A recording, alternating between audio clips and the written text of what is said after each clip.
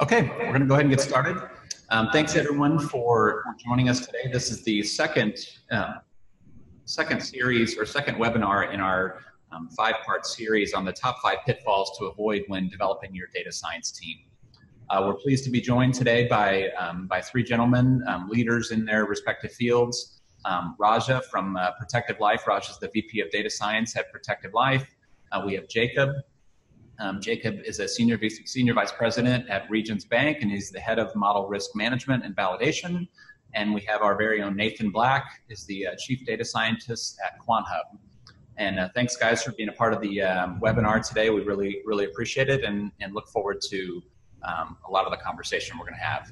And so, as I mentioned, this is really part of our series on the top 5 pitfalls to avoid when building a great data science team. And so back in December, we had part 1. That was really around aligning the data science priorities with the needs and strategy of the business. So we had a good participation in that webinar, good conversation, and there's a recap and also the videos available on our blog at quanthub.com. Today, we're here to talk about really building a team and to hear from these guys on their expertise and their experience in really a lot of years of experience of building strong teams. And how do you avoid working in silos? How do you get the right skills on the team? How do you develop a culture of excellence on that team and collaboration? And part 3 in our series will be coming up in probably 3 weeks or so. So pay attention to our Twitter feed and our LinkedIn feed. And that one we'll actually talk about insufficient validation of models and methodology as an issue. And maybe Jacob will come back. Actually, that's kind of his job. That's his day job, so he might come back for that one. And so why us at QuantHub? Why are we actually talking about this and this topic? We are passionate about helping companies build data science teams. So we are a talent assessment company. We help companies vet during hiring and also help companies develop their data science skills with ongoing skill development and really targeting the needs of individuals and where they want to go in their career, and then helping them align that with training opportunities. And so we're all about building data science teams, so this is sort of a natural topic for us. So we'll pause for questions. I just wanted to mention later on, we'll actually save time at the end for questions. There should be a chat feature in the webinar and within Zoom. And so as questions come to mind for these guys, go ahead and actually submit those via the chat. And when we get to the end, we'll have plenty of time for questions, and I'll actually come back and ask questions that you guys have. Okay, so without further ado, we'll kind of jump into to Raja, Jacob, and Nathan. So I wanted to start with a question for you guys just around, kind of the lay of the land of your different organizations. And when you think about, what analytics looks like at the bank or the insurance company, or Nathan, in your experience, where within the organization do you guys have analytics roles? Is it fairly centralized, or is it really distributed throughout the organization? And maybe, why have you chosen to organize it that way? Jacob, you want to start off? So I'm at Regions Bank. I run the model risk management and validation group, as Matt mentioned.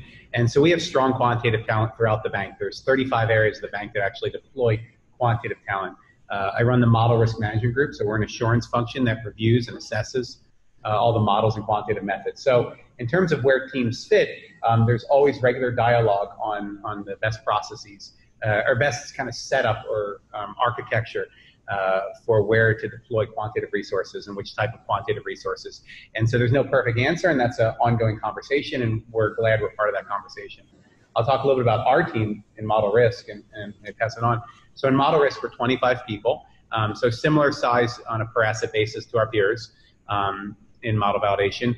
And our team, I think there's a few fun facts about our team. So we have 25 people, 17 out of 25 people on our team, so 2/3 have a child 6 or under. So a very young team, a lot of people with young families, and also 2/3 of the team have full-time or have spouses that work full-time.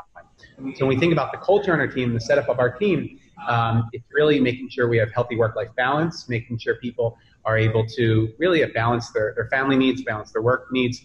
Most people on our team have deep ties to Birmingham.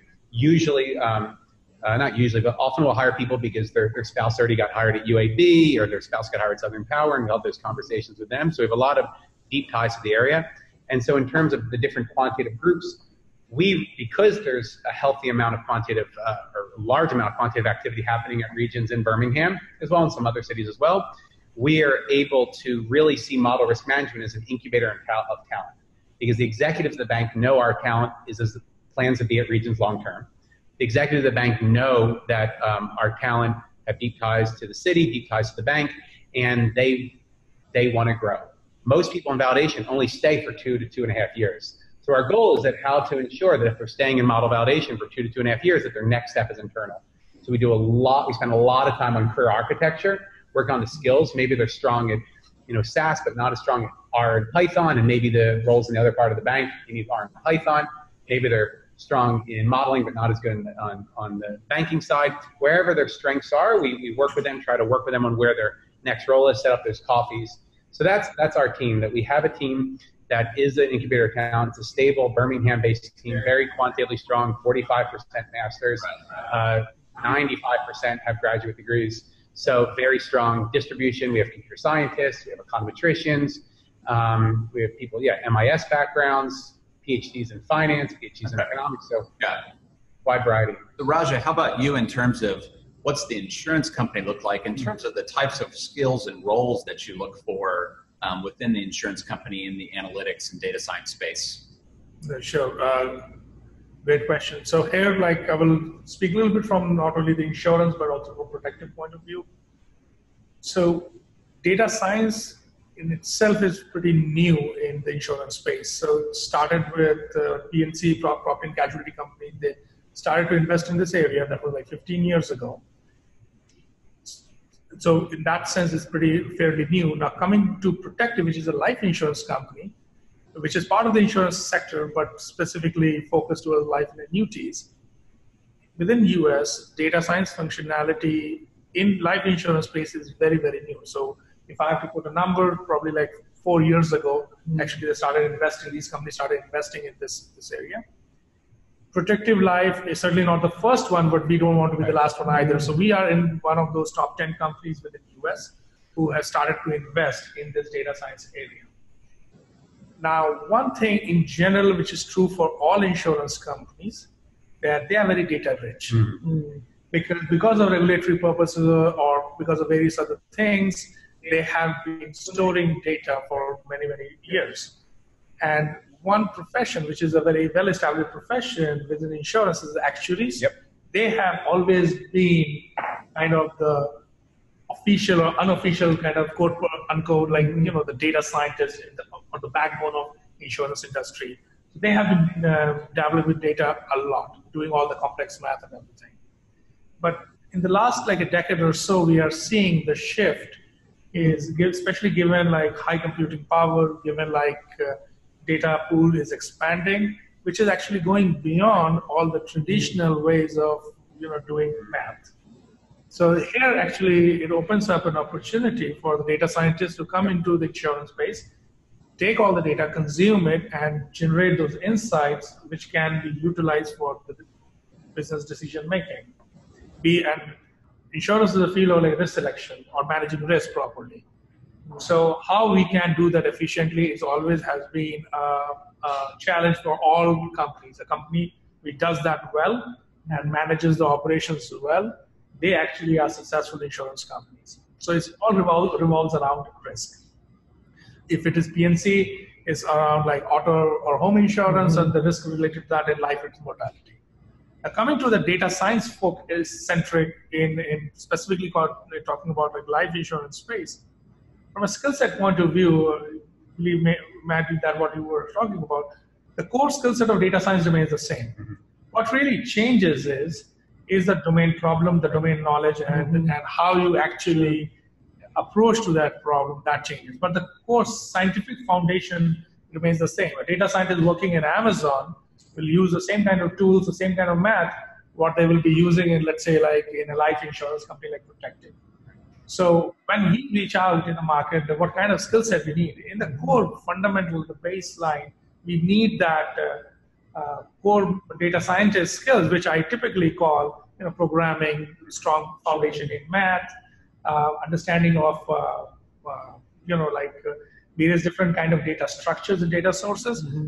But moreover, what I have always emphasized two things. One, which can be general to anybody, that is curiosity in those individuals, and basically the critical thinking aspect, how you solve a problem. Right? So that these things becomes like the key basic ingredients, which I look for when I'm actually like hiring people and I'm trying to develop a data science team. I think what's key there, Raja, is you mentioned the problem solving. You know, a lot of the skills, the technologies are changing, but at the end of the day, what are you trying to do? You're trying to solve a problem using a data-driven approach. And so whether it's Python or R, SQL, distributed computing, all of that is very likely to change. But that curiosity, that problem-solving approach, critical thinking is very key. Yeah, and we've certainly heard that from a number of companies that we've been talking to on the QuantHub front. One question I guess I have to piggyback on that, though, is if you're thinking about specific roles in the organization, and so let's take data engineer versus data scientist, and so curiosity, problem solving, really grit to actually work through challenges and overcome. So all of those things are important in really any type of engineer or technical person we hire. What are some of the foundational skills, though, that you look for that are kind of your harder, more technical skills when you're filling out a team? And so let's take two roles or three roles. Let's take data engineer versus data scientist versus data analyst. When you think about those three roles, what are you looking for from a skill perspective? Raja, you want to start? No, sure, absolutely. So yes, first we have to kind of define these three roles a little bit, that what do these terms mean and what they typically do in a day job. So when I hear the term data engineer, it's mostly like building that raw material, which is data here, and presenting to the data scientist for consumption. Now it comes like what really a data scientist does. Now all these three people, like data engineer, data scientist, or data analyst, all three people are very curious, and they are trying to solve a business problem. So that basic skill set is common, but then it comes like what a data scientist does. So the data engineer kind of preparing the data, developing the foundational data required, and presenting it to the data scientist. What the data scientist typically is doing is, now we talked about like solving a business problem, and how they really solve the business problem. Most of the time, either using like supervised learning or unsupervised learning or some sort of algorithm, they are trying to develop a predictive model, which is nothing but a mathematical equation. Sometimes it's complex, very complex. Sometimes it's relatively easy to understand. But at the end of the day, they are actually writing a mathematical equation. So basically, if I see what a data scientist is doing, is writing that equation, or maybe using some sort of algorithm. What the data analyst is doing is basically always all the business question. You don't need to build a predictive model to actually answer the business question. There are sometimes simpler and easier ways to actually address such. Maybe just as simple as doing a univariate analysis and presenting it through some kind of visualization software like Tableau or maybe an Excel spreadsheet, whatever it is. The data analyst, how I define the data analyst, is basically answering a quick answer, providing to the business using some simple methods, maybe a simple linear regression or a univariate chart or something, and addressing those things. So this is how I define these three functionalities. So when I'm specifically, I run a data science department. So when I'm hiring for data scientists, I'm seeing, okay, do they understand predictive modeling? Do they understand the best practices? How they validate the model? How they know the model is good? How they choose the algorithm? Because to solve the same problem, they can leverage or use 5 different kind of algorithms. Why they will choose one algorithm over another? So all those fundamental questions that I try to vet out when actually when I'm vetting out a candidate, these fundamental questions are there always in front of me. And once a person I find that they're well-rounded and they understand what they're doing, that person becomes a good data scientist for me. So Jacob, if you sort of piggyback off of that conversation, when you think about, a couple skills that, people routinely look for in these types of roles. They're looking for programming skills, but they're also looking for people that have strong statistical background to get that modeling knowledge that Raja was just talking about. And so when you're filling out roles on your team and you're thinking about kind of hard skills, tell me about programming versus statistics. That's a great question. Right. So we take, we're looking at candidates holistically, and so part of it is their hard skills. Of course, we try to understand their emotional intelligence. We try to understand their longevity at the bank, and are they a collaborative person? Do they have integrity? We have all these sets of questions. But within the hard skills, we consider a three-legged stool here. 1/3 of their skills are their programming skills and their IT skills, right? Do they have the ability to pull their data themselves? Do they have the ability to manipulate the data? Do they have the ability to implement or deploy models, right? So that IT is the 1/3. The other 1/3 are the math and stats, right? Do they have math skills? Do they have stat skills? And there's a variety of ways we measure that, both through questions that we ask them in writing and verbally during our interviews, as well as looking at certifications or graduate degrees. A lot of our associates have masters or in math, or masters in physics, or a PhD in finance, and so forth. There's a variety of that. And the other hard skill is their domain knowledge. Do they know banking, right? And no one's perfect. Not everybody has all three legs of the stool strong. So there are some trade-offs. We look at 1/3 of the weight within the skill set is the programming, 1/3 math and stats, and 1/3 banking knowledge. And the banking knowledge, it's not just what they have today, but do they have the ability to grow? Are they actually interested in banking? Are they interested in solving the problems we're looking at?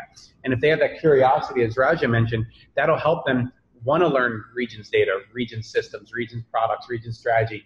And so if they're working on a project on how to use analytics to retain customers, they're actually interested in how to retain customers, interested in what products offer them. So so we weigh all of them about equally within those three of banking versus IT versus math and stats. Yeah, that makes sense. Nathan, there's a lot of good thinking in this industry around the different types of data scientist roles, and there's in particular, there's some good thinking around two different types of data scientist roles. One's more on the analyst side and one's more on the programming side. And so have you seen, just in your experience with different companies and how they've structured their organizations, do you see people actually filling both types of roles on purpose, or are they just sort of getting different types of candidates? Meaning, will they have on purpose kind of your analyst data scientists, and also your sort of engineer data scientists? Yeah, so I think from what I've seen is that people will have a certain idea of what they want when they're hiring. They'll have the roles, the skill sets, and that could be based on just what they've heard from their peers in industry, or it could be from what they're actually trying to do in-house. What tends to happen from my experience is that people tend to form into the actual responsibilities that are required. So they may come in with a heavy math and stats. They may have a PhD in statistics or some kind of math background, but then they're asked to go grab the data or build a data pipeline to actually analyze. And on the flip side of that, they may be brought into, big data is a huge buzzword. So they may be brought in to work with big data, only to realize that big data can be broken down into smaller subsections, and they're actually needing to apply some of the methodologies that work with smaller data sets. Yeah, that makes sense. Have you guys seen in the bank or in the insurance company, have you guys seen where, instances where you have skill set gaps on the team? Have you seen that actually cause issues on projects or really in the outcomes of initiatives that you've been pursuing? So I'd say for us at Regions, I think that no individual, or at least it's very rare to find an individual that has all the skills themselves to complete a project. So where we've been solving, where there is a gap, maybe the person isn't strong at finding the data, or they're not strong at SQL in terms of manipulating the data, but they have other strengths. So we really try to do is on purpose have a diverse team. Some people's job is to literally pull the data, and others are building it. Other specialize in deploying and implementing the model in a sustainable way. We have associates that, associates on our team might be great and experience with GitHub, and they know how to make sure that we use the Bitbucket environment within the Atlassian stack of regions, and they know those modern IT programming competencies, while others might be great modelers and don't actually know best modern software engineering skills. And so together they're solving it. So I think where we do have gaps, it might be that you're just not bringing the right people together, because you need this mixture of people that have strong IT skills, and you have a mixture of people that have strong math skills, but often they're not on the exact same team. So that's where we've run into it, to really, especially strengthening the IT and bringing in IT, people from IT as well as people in the model validation team or model development teams with strong IT skills. So in particular, our fastest growing demand are those with strong computer science and IT skills that can help complement a lot of the model development. Yeah.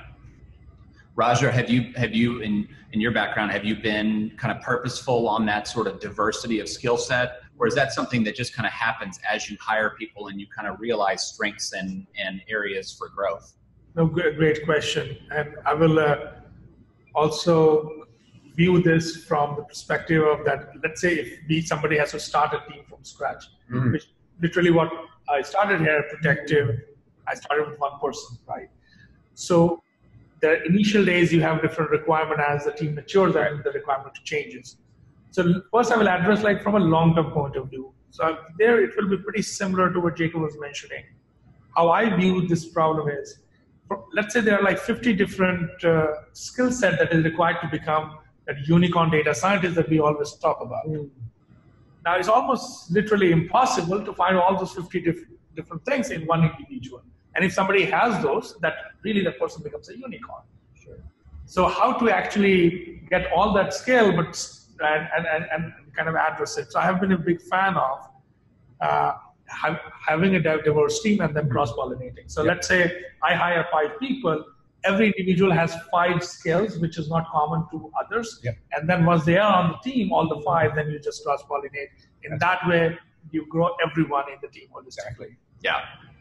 But when you're starting a team in the initial days, you need to look for people who are kind of jack of all trades, because at that time you cannot go for very niche area. That somebody is a text mining guru, you cannot just hire that person and start solving problems where you just need a logistic regression, right? So in the initial days, you need people with little bit. Every individual will have a little bit more broader toolkit they have. In that way, you can immediately address various different kind of business problems and establish your reputation within the organization by delivering those things. Right? Yeah. Depends on which stage. Absolutely. Yeah, there are a lot of stories of companies starting out by hiring a specialist data scientist, and then the data scientist walks in the door and says, "Where's the data?" And the company says, "Well, I thought that was your job." They're trying to come in and create models, and there's no data. There's no data available for them to model. And so I've certainly seen that.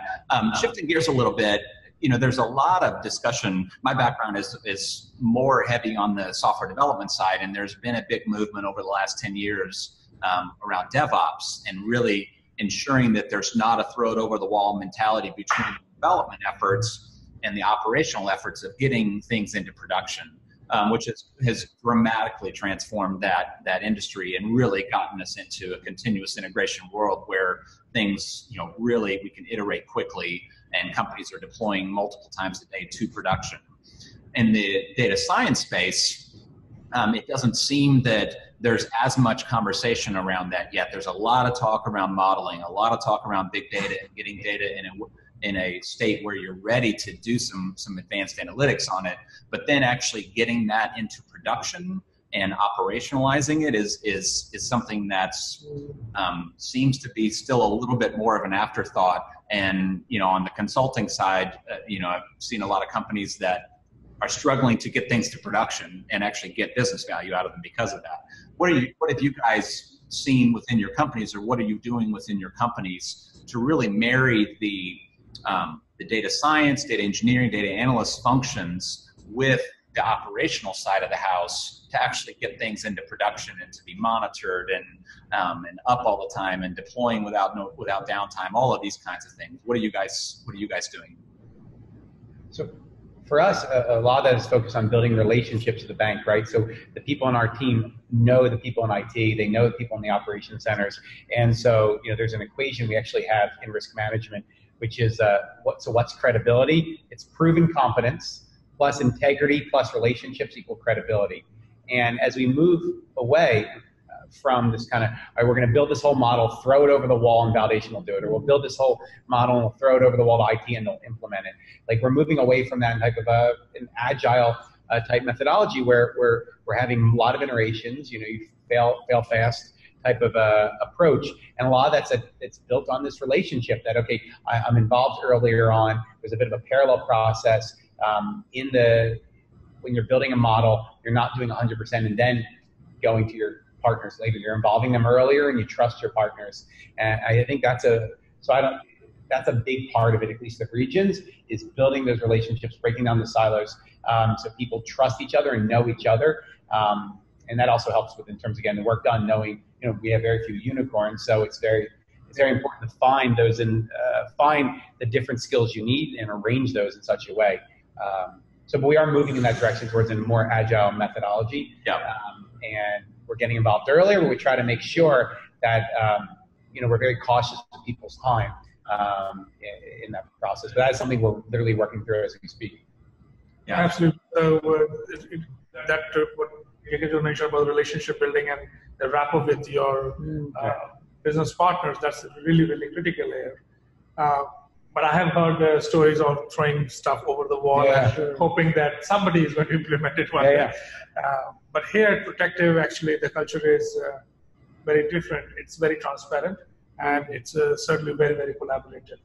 And that's my push also to my data scientists, is that building a predictive model is just one part of your job. Probably it's just 20% of your job. That's right. The rest 80% is actually meeting with the business partners, understanding the business problem, gathering requirements, and of course then do the analysis and build the model, and then working with IT and taking it to its logical conclusion, which is deployment. And kind of after that, also the work doesn't stop, because after that it's basically when it is in production, monitoring it and how your model is doing. So this whole 360-degree exposure or like having your fingers in all these different areas I believe is actually part of a data scientist's job. Right. So gone are those days when you had this traditional statistician sitting there, they do an analysis, and it will become a report and somebody will read the report or throw it away. Now that's how I distinguish between a traditional statistician versus a data scientist. The data scientists have to understand the model deployment methodologies as well. Right, because I would say at Regions as well, often the model's output, there's no internal human that's reviewing it, right? So when you think of, and this is for any bank, right? You're applying for a credit card, right? How does a bank make a decision in 7 seconds, 3 seconds, 2 seconds when you go online and apply for a credit card, right? There's a model that's built that tries to figure out the probability of default as well as your lifetime value to the bank. And so what's in your default as well as your value, and makes a decision, right? That's not going to some credit officer to make a decision. Oh, should I make a credit card? At the end of the day, banking, and this is banking, I'm not talking about any bank in particular, but banking is, faster yeses, faster nos, and less slow maybes. I mean, all of banking is going that way. And so you're at a spot where your results of your models aren't going in a printout to somebody. You're building in the REST APIs. You're building in that it can immediately implement and make an immediate decision. And that's why I think this kind of continuous integration and continuous development is so important in our space, because these models have to make immediate decisions that impact customers. Absolutely. Yeah. Nathan, well, one thing before I jump to Nathan, if any of the attendees have questions, please type them into the chat window. And so we'll definitely have time for questions from all of you. I'm going to ask another one while I'm waiting for you guys to type in any questions you have, but please feel free to do that.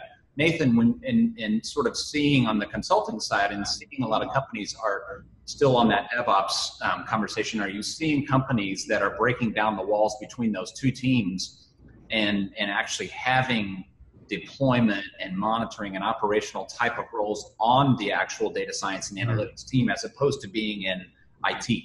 Sure. So we're seeing a lot of I've seen a lot of companies that are trying to balance between a centralized analytics team where the data scientists sit versus kind of a hub and spoke type of model where there's the analytics representation out at the various departments. So whenever you see either one separately, where analytics is siloed, it's centralized, it tends to be underutilized, and neither the business side or the actual analytics understand each other. And then the risk associated with having just analysts out embedded in each department is that there's no connection, no ability to validate what's actually being done, what methodologies are being applied. So it creates a lot of risk in that way. So seeing really a movement towards creating physical environments where people actually collaborate, but also digital environments to where they're rubbing shoulders and focusing on, okay, how do we actually make this work to answer the business question? Yeah, that's good. So one question from the attendees is around, the question is, do you advise data scientists to be average at several programming languages, such as Python or R, or is it best to be very good in one of many programming languages? Raja, what's your take on that? Well,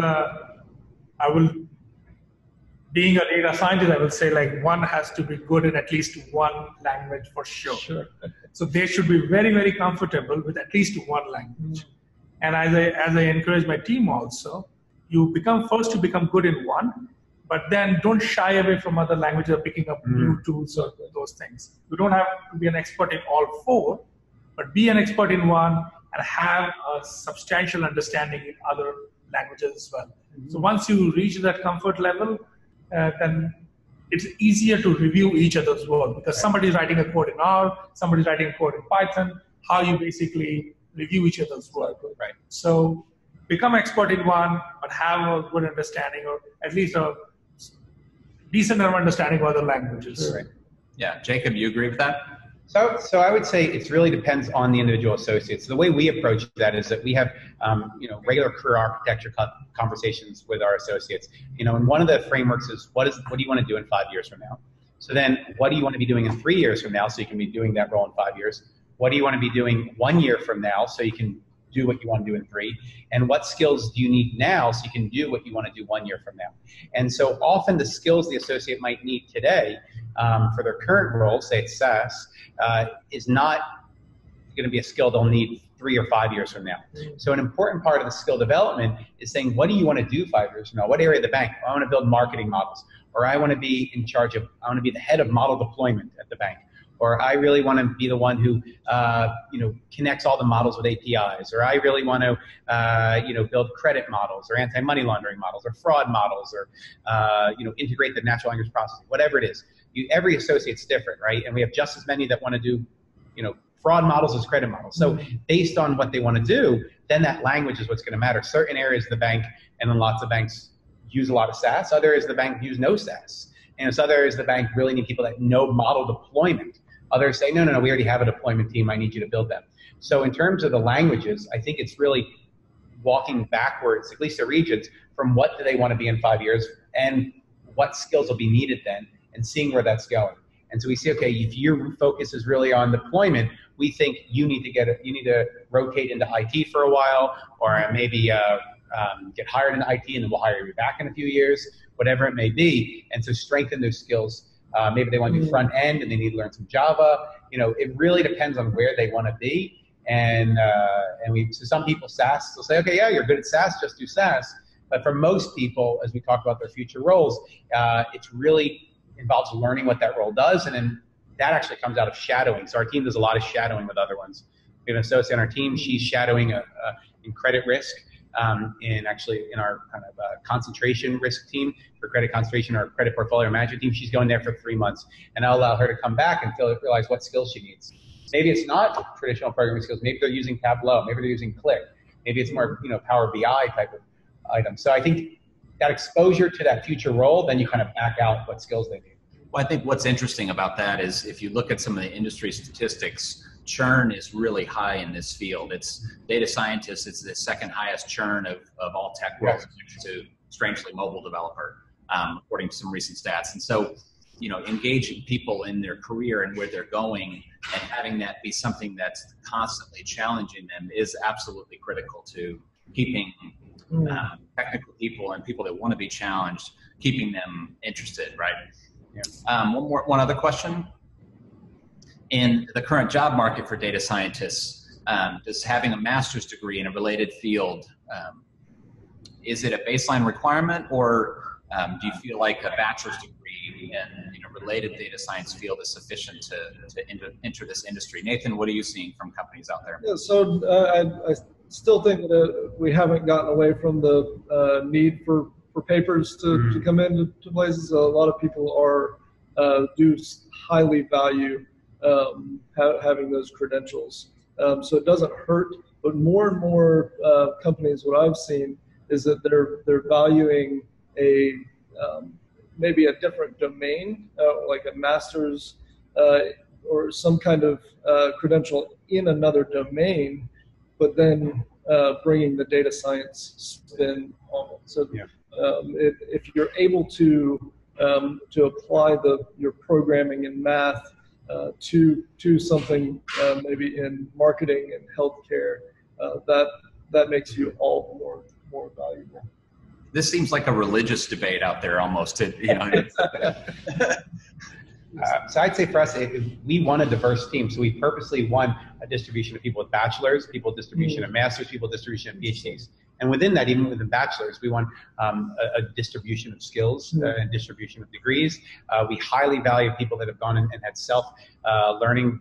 We see a lot of candidates that list their Coursera courses and list a variety of other courses they've taken online, which has been very impressive. So I think there's no associate on our team I want 10 clones of.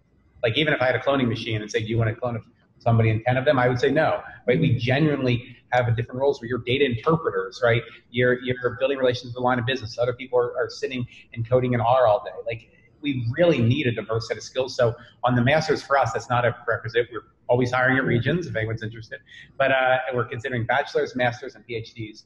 And a lot of it's also where the associate wants to go. Maybe they have a bachelor's now, and they're saying, well, this is an area I want to really grow in the future. And they can do a master's while employed, or maybe do some other certifications or courses. And I think the Raj's real point is that curiosity and that commitment to continuous learning is so important for us. Yeah.